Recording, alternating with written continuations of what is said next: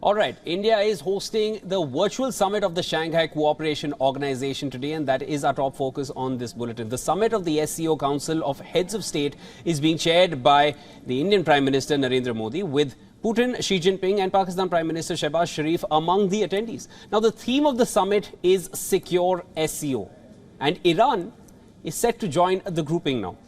At the summit, Prime Minister flagged global fuel and fertilizer crisis. Taking a veiled dig at Pakistan, the Indian Prime Minister condemned nations relying on cross-border terror.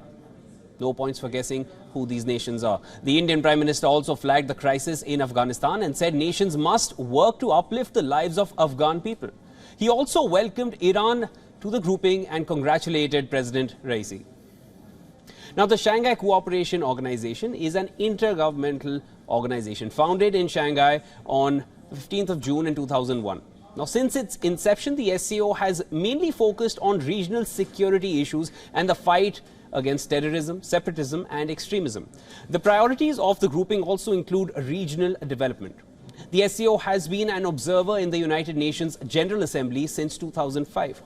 The SCO currently comprises of 8 member states: India, Russia, China, Pakistan, Kazakhstan, Kyrgyzstan, Tajikistan and Uzbekistan. Now, SCO observer states, including Iran, are interested in acceding to full membership.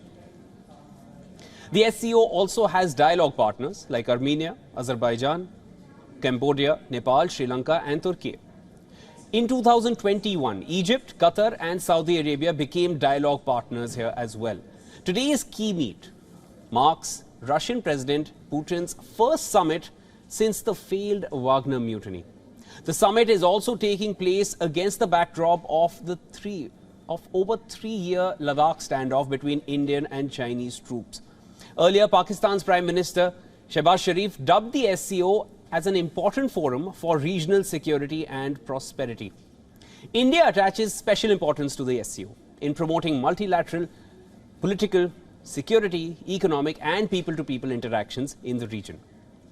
The SCO pursues its policy based on the principles of sovereignty and territorial integrity of nations and non-interference in internal affairs.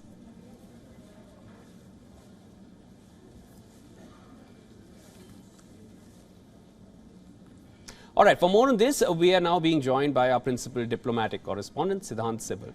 Siddhant, what were the key takeaways from the Prime Minister's address?